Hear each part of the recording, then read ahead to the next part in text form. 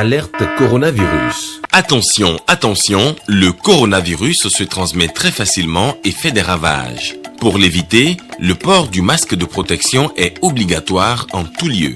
Dans l'administration publique ou privée, dans les réunions, les rencontres, dans les marchés, les magasins, les boutiques et lors des déplacements, le port du masque est obligatoire. Même dans les lieux privés, dès lors que l'on n'est pas seul, le masque doit être le fidèle compagnon. Mais attention, le port de masque de protection ne dispense nullement d'appliquer les autres mesures de prévention, notamment le lavage des mains à l'eau et au savon et l'observance de la distance de sécurité sanitaire d'au moins 1 mètre entre personnes. Enfin, s'abstenir de porter des gants en vue du lavage régulier des mains à l'eau et au savon ou de l'application de gel hydroalcoolique. Pour tout savoir sur l'épidémie du coronavirus au Bénin, rendez-vous sur le site web www.gouv.bj/coronavirus. Ceci est un message du gouvernement de la République du Bénin. Au sommaire de ce 13h, descente du parti Union progressiste dans les communes de Kétou et Pobé. Objectif, faire le point des communales et municipales du 17 mai dernier.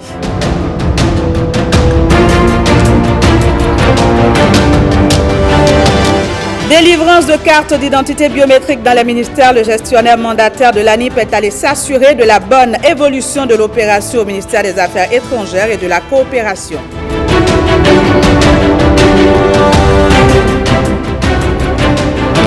Et puis les derniers chantiers de la première phase du projet asphaltage sont en cours de finition. Le constat avec Marcela Rossi dans un instant.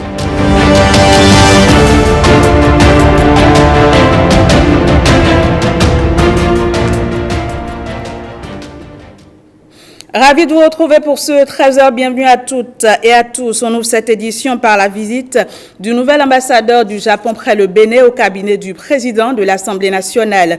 S'en est suivi celle de jeunes chercheurs dans le domaine de l'environnement. Le point, ce sera avec Firmin Bassao. Première personnalité reçue en audience par le président de l'Assemblée nationale, le nouvel ambassadeur du Japon près le Bénin. Une audience qui confirme ici les relations amicales entre le Japon et le Bénin. Son Excellence, Monsieur le Président de l'Assemblée nationale, a bien voulu accorder audience en ma faveur. Et nous avons confirmé au cours de la conversation relations très amicales entre le Bénin et le Japon. Nous avons aussi confirmé l'importance de l'échange au niveau du Parlement, Assemblée. Nous avons reçu le souhait pour réaliser l'échange des parlementaires entre nos deux pays. À la suite du nouvel ambassadeur du Japon près le Bénin, un collectif de jeunes scientifiques venus plaider pour l'aboutissement de leur thèse de doctorat qui, dans le processus, n'aurait pas été prise en compte jusqu'à ce jour. Des jeunes qui s'investissent dans le domaine de l'environnement. Nous avons souhaité nous présenter au président de l'Assemblée nationale et lui expliquer notre cas, étant entendu que le gouvernement a envoyé un projet de loi à l'Assemblée nationale pour procéder en quelque sorte à la régularisation de la situation de ces allocataires-là. Nous avons souhaité nous rapprocher du président de l'Assemblée pour lui porter un message pour mieux nous faire connaître. Une fois le plaidoyer fait, le président Louis Vlavonou a promis d'être leur porte-voix auprès des institutions concernées pour une régularisation de leur situation. On parle à présent politique avec la réunion du bureau exécutif du parti d'opposition Force Cori pour un Bénin émergent. Au cœur des discussions qui se sont tenues ce 2 septembre à Cotonou, la situation politique du Bénin est à 7 mois environ de la prochaine présidentielle. Des échanges et des résolutions sans ambiguïté dont nous rendent compte ici James William Bagidi et Bernard Djobé. C'est la première sortie médiatique de l'ensemble du bureau exécutif du parti Force Cori pour un Bénin émergent depuis les dernières élections communales, celles du 17 mai 2020. Au grand complet ou presque, les cadres de la plus représentative force politique de l'opposition ont convenu de se concerter. Après un long silence présenté comme stratégique et de nombreuses péripéties, les sujets à l'ordre du jour sont de divers ordres. Nous avons à nous prononcer sur Notre bilan, le bilan de notre participation aux élections du 17 mai 2020. La situation politique nationale et les perspectives qui en découlent. La sagesse recommande de ne pas faire parce que les autres le font, mais de s'y mettre lorsque le moment pour vous l'indique. Le parti FCBE ne fait pas du suivisme. Le parti FCBE sait prendre ses marques pour aller au rythme idéal. Un huis clos de près de 2 heures plus tard, les déclarations de celui qui porte pour la circonstance la voix de FCBE sont sur chaque point inscrit à l'ordre du jour, sans équivoque. Les membres du bureau exécutif national se sont félicités des résultats honorables obtenus dans des conditions particulièrement hostiles. Ils adressent publiquement leurs félicitations et encouragements à tous les élus FCBE et surtout leurs remerciements aux militants et aux différentes coordinations pour leur combativité, leur fidélité et leur loyauté à la ligne politique du parti qui a pu réaffirmer son ancrage. Une mention spéciale a été attribuée aux militants FCBE de la cité des Kobourou et particulièrement à l'équipe de coordination, les jeunes, les femmes et les sages de Parakou. Concernant le deuxième point, l'animation de la vie politique est marquée ces derniers temps par une création anarchique de mouvements politiques appelant de manière ostentatoire le chef de l'État et d'autres personnalités à se porter candidat à la présidentielle de 2021. Tous ces actes tendent à cultiver et à entretenir le culte de personnalité qui est contraire à l'esprit de la réforme du système partisan prôné par le chef de l'État. Deuxièmement, par rapport à ce deuxième point de l'ordre du jour, on a fait le constat que le principe de parrainage, à ce jour, reste à être clarifié afin de permettre une élection présidentielle inclusive, transparente et démocratique. Quant au troisième point de l'ordre du jour, relatif aux perspectives pour l'élection présidentielle de 2021, les participants ont décidé de sortir de leur léthargie et de prendre activement part à toutes les étapes du processus de l'élection présidentielle. Le bureau exécutif approuve la démarche d'engager les négociations requises pour obtenir le parrainage nécessaire à la FCBE afin d'assurer les candidatures de ses représentants à la présidentielle de 2021. Force Corée pour un Bénin émergent se positionne ainsi dans la perspective de la présidentielle de 2021, à l'occasion de laquelle elle ambitionne de réaliser l'alternance. Encore faudrait-il pour cela réussir non seulement à positionner un duo de candidats, mais encore à réaliser de bien meilleures performances que les 15% environ de suffrages réunis en mai 2020. D'un parti à un autre, l'Union progressiste est en tournée sur toute l'étendue du territoire national. Une délégation du bureau politique était dans les communes de Kétou et Pobé. L'objectif de cette rencontre est de faire le bilan des dernières communales et municipales. Blaise Adanko pour le point. À Kétou, l'Union progressiste a frappé fort lors des dernières élections municipales et communales. Nous avons reçu donc les félicitations du bureau politique par rapport à notre résultat qui nous permet aujourd'hui d'avoir tout l'exécutif et tous les chefs d'arrondissement de la commune de Kétou membres de l'UP. Même si les résultats sont satisfaisants, le parti ne veut pas dormir sur ses lauriers.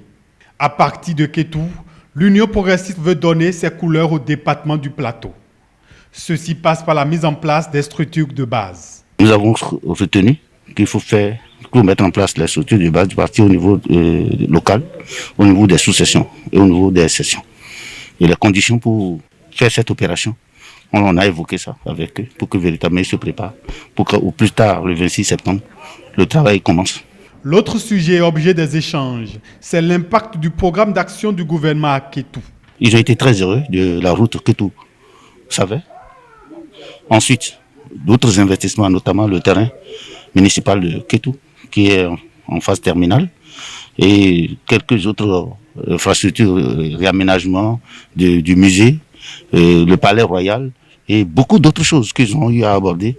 Mais après ça, nous avons souhaité aussi qu'ils nous parlent des perspectives. Les uns et les autres ont montré leur joie à vraiment échanger autour de ces questions qui les hantaient certainement. Et puis nous avons tiré des conclusions comme quoi, à notre sortie, chacun de nous doit renforcer la position de l'UP autour de lui, dans son environnement. La délégation s'est ensuite rendue à Kobe. Ici, le parti n'a pas fait bonne impression lors des scrutins derniers.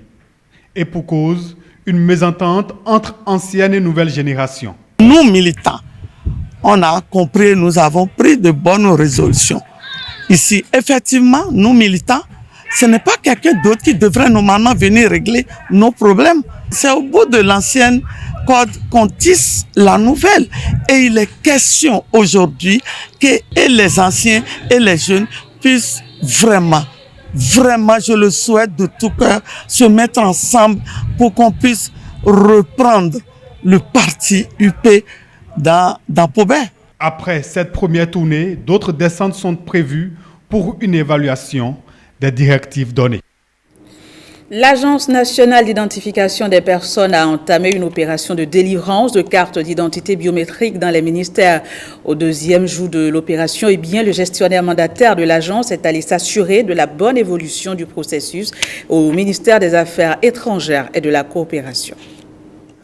Plus d'excuses pour les agents du ministère des Affaires étrangères et de la coopération non détenteurs de cartes biométriques. Depuis ce 31 août, ils peuvent se faire établir ce document sur leur lieu de travail. Et ce, grâce à l'opération dénommée « Appui à la formalisation des demandes d'actes de naissance sécurisés, de certificats d'identification personnelle et de cartes d'identité nationale biométriques ». Cet appui vise à éviter que les agents de l'État abandonnent les postes, donc laissent le travail pour se retrouver dans de longues files d'attente à l'Agence nationale d'identification des personnes. C'est également un modèle de management des services publics qui sont chargés de prestations à la population. Parce que généralement, ces services publics sont en proie à des engorgements de requérants ou de demandeurs pendant que le travail, qui est le travail d'intérêt général, le travail du service public, est laissé de côté. Venu s'enquérir de l'état des lieux, Cyril Goubedi se dit satisfait du déroulement de l'opération. La satisfaction, d'autant plus que ce ministère a pris toutes les dispositions requises pour une réussite de l'opération. Et ce qui est émerveillant au niveau de ce ministère, c'est que les diplomates rentrés et qui n'avaient pas fait le RAVIP viennent demander leur enrôlement et ils viennent avec leur famille. Le processus prend en compte tous les ministères. Il prendra fin le 11 septembre 2020. Selon l'UNICEF, 86% des naissances sont déclarées à l'état civil au Bénin, contre seulement 64% comme taux de retrait des actes de naissance. Un effort, certes, mais il reste beaucoup à faire. Et c'est dans ce cadre qu'un atelier sur l'interopérabilité entre état civil et secteur santé s'est ouvert à Lokossa. Olviga Messan et Viti Saroré. Cet atelier de 2 jours sur l'interopérabilité entre l'état civil et le secteur santé vise à coordonner davantage les actions de ces deux pôles pour faciliter l'enregistrement et le retrait des actes de naissance. Malgré les efforts considérables déployés par l'État et ses partenaires au développement, beaucoup de dysfonctionnements continuent d'être observés entre les centres de santé et les services de l'état civil. Il est important de mettre en place un mécanisme de coordination, de suivi et de synergie d'action entre les acteurs du secteur de santé et les officiers d'état civil. Le taux d'enregistrement des naissances est de 86% à ce jour, mais seulement 64% des enfants disposent effectivement de leurs actes de naissance, ce qui constitue un gap de plus de 22 points. Mais cette performance relative à l'enregistrement des naissances est notamment due à l'effectivité de l'interopérabilité entre le secteur de la santé et celui de l'état civil. Pour les acteurs de l'état civil et du secteur de la santé, il s'agit de trouver de nouvelles stratégies d'interopérabilité. Comment gérer le flux des fiches de naissance entre les centres de santé et les services état civil afin que les populations, même éloignées, entrent en possession de ce précieux sésame qu'est l'acte de naissance. Le renforcement donc de l'interopérabilité entre les secteurs de l'état civil et santé apparaît alors comme la meilleure solution. La présentation de la plateforme Rapide Pro, conçue pour la déclaration des naissances par SMS, est l'une des communications prévues à cet atelier de 2 jours. Installation du Conseil national des soins de santé primaire et celui dédié à la médecine hospitalière au Bénin. Objectif est bien améliorer le secteur de santé au Bénin et donner des soins de qualité. On regarde. Le chef de l'État a pris le 25 septembre 2019 2 importants décrets pour mettre en place 2 organes pour vous accompagner dans l'élaboration des outils de pilotage de la politique de santé de notre pays. C'est une nouvelle ère qui s'ouvre pour l'écosystème médical béninois avec ces 2 institutions. Le Conseil national des soins de santé primaire et celui dédié à la médecine hospitalière, aux commandes des médecins qualifiés. Soyez rassurés que chacun de nous mesure également avec gravité la responsabilité qui lui incombe dorénavant en tant que conseiller et surtout conseiller pionnier. Nous savons que par notre lumière sur les options du gouvernement, les Béninois pourront avoir accès à une eau propre, à un cadre de vie plus assaini, à des soins de qualité, à la vaccination, à la prévention des maladies, à des conseils, des mesures, des technologies modernes favorables à l'amélioration de leur santé. Conscient de l'importance de la mise en œuvre des réformes initiées par le chef de l'État dans le secteur de la santé, nous nous engageons, tout en respectant les textes de l'institution, à accomplir avec dignité, équité et probité la mission qui nous est confiée. 13 membres composent chaque entité. Le ministre de la Santé, après leur installation, notifie ici leurs missions respectives. Vous aurez pour attribution, pour le Conseil national des soins de santé primaire, d'élaborer les politiques et les stratégies sanitaires nationales en matière de soins de santé primaire et veiller à leur application. De faire des propositions en vue de l'élaboration ou de l'actualisation de la réglementation en matière de soins de santé primaire et veiller à leur application.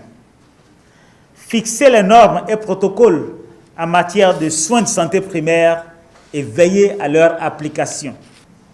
Pour le Conseil national de la médecine hospitalière, d'élaborer les politiques et les stratégies sanitaires nationales en matière de médecine hospitalière et veiller à leur application.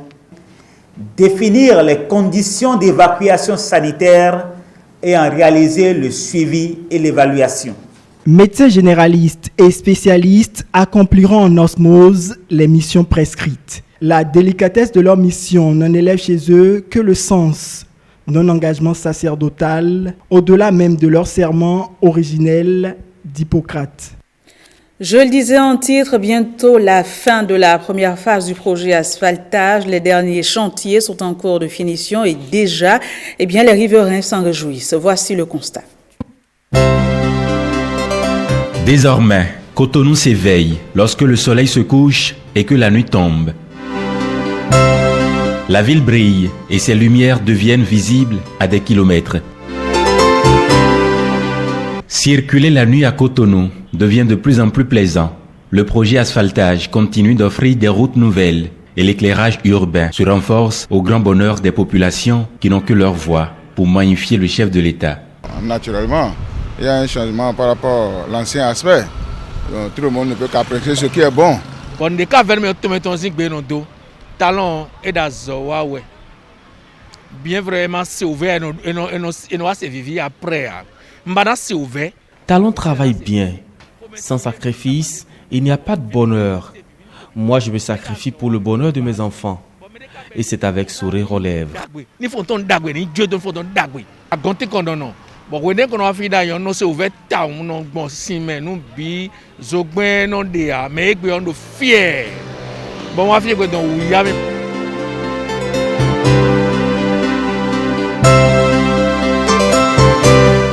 Ici, c'est le quartier Agla de Cotonou. Des lampadaires solaires produisent toute l'énergie nécessaire à leur fonctionnement et n'entraînent plus de coûteux raccordements au réseau d'électricité.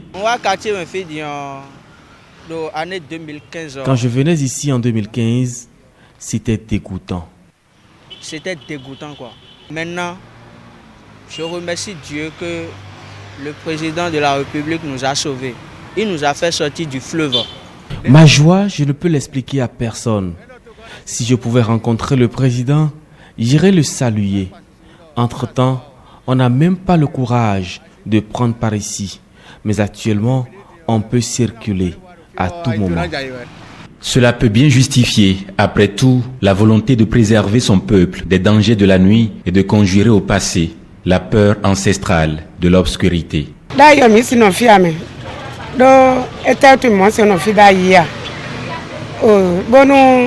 Avant, nous n'avions pas la possibilité de rester ici parce que c'était sans lumière. En saison pluvieuse, nous perdions tous nos clients. Mais depuis la construction de cette voie, notre quartier est beau et nous avons de plus en plus de la lumière. Je suis très contente. Nous remercions le président. Nous pouvons circuler librement.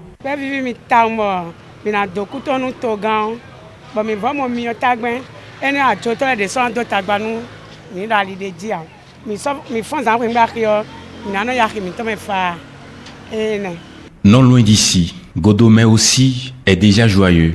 Le chef de l'arrondissement le témoigne. Quand ils viennent pour les travaux, pour les services en journée, nous entendons l'appréciation. Tout est beau avec l'asphaltage. Je le disais, ça a été lancé il y a environ 2 ans. Petit à petit, on est en train d'aller à la fin par rapport à la première phase. La population applaudit beaucoup. Vous voyez vous-même, il est 21h maintenant, mais on a tendance à croire qu'on est en pleine journée. Et c'est Godomé. C'est beau. Il est bientôt minuit sur la route des pêches, mais il y a encore du mouvement. C'est paisible et c'est vivable. Avant, personne n'osait rester ici, et même les habitations et tout. Mais aujourd'hui, maintenant, tout le monde veut rester à la plage, tout le monde veut rester dans la zone de Fidiocé. C'est une voie qui est très bien tracée. Ça nous permet de rejoindre le plus rapidement possible nos maisons et ça a diminué quand même l'insécurité au niveau de la plage. Autrefois, l'arrivée de la nuit dans ces quartiers se traduisait par un repli des activités et de la vie sociale vers les domiciles. Aujourd'hui, ce n'est plus pareil. Les situations changent, les vies aussi.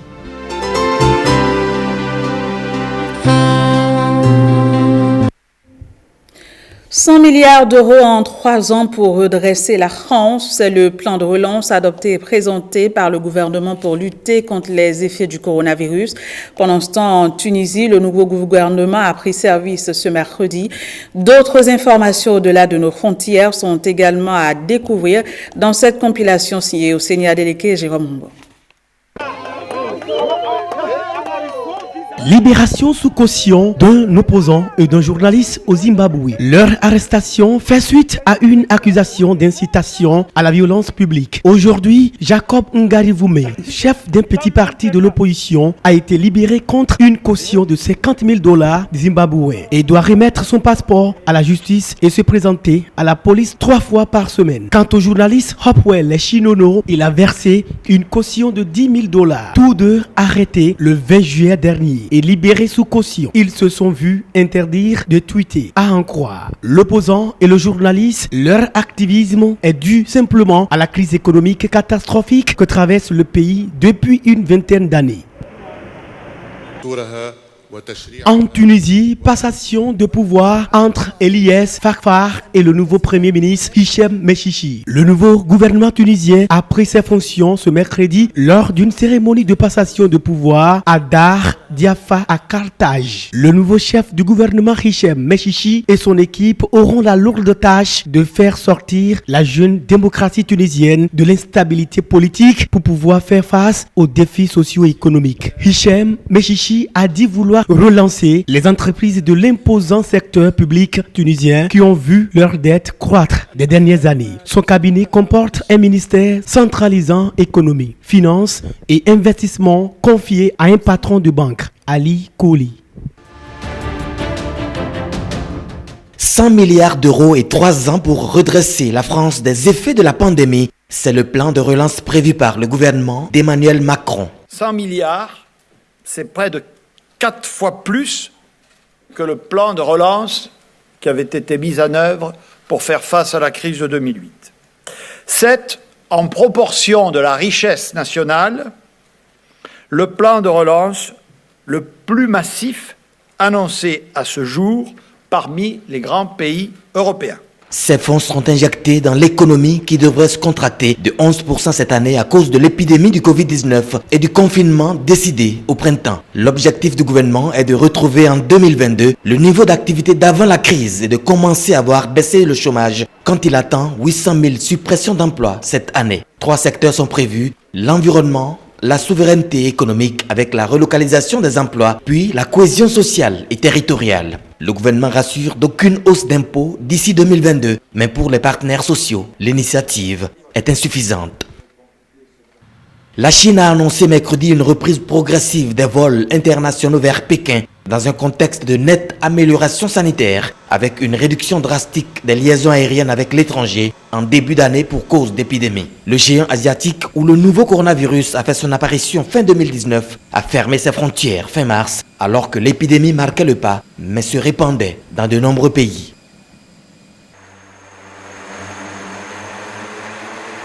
Ceci est une voiture volante électrique. L'entreprise japonaise SkyDrive, qui développe des solutions de mobilité aérienne urbaine, procède à un vol d'essai de sa voiture volante électrique SD03 avec un passager à bord. Le véhicule, qui fonctionne avec 8 rotors et 2 hélices disposées à chaque coin, s'est élevé verticalement dans les airs à environ 3 mètres du sol et a fait le tour d'un terrain d'essai pendant 4 minutes. A CBF fez. Sport, Rogério Caboclo, le président de la Confédération brésilienne de football, annonce que les femmes gagneront autant que les hommes en sélection. Un des premiers cas d'égalité salariale dans le football mondial. La Confédération brésilienne de football traite les hommes et les femmes de manière égale, déclare-t-il. Pendant ce temps, des supporters brésiliens s'inquiètent de l'état de santé de Neymar. La superstar brésilienne du Paris Saint-Germain a été testée positive au coronavirus, a-t-on appris mercredi de sources concordantes. Les 2 autres joueurs du club parisien à avoir été testés positifs sont les milieux argentins Ángel Di María et Leandro Paredes, confirmant ainsi une information du quotidien L'équipe. Voilà, fin de cette page de l'information sur le RTB. Merci de l'avoir suivi. Vous pouvez la retrouver sur notre site web www.rtb.bg. Au revoir et à demain.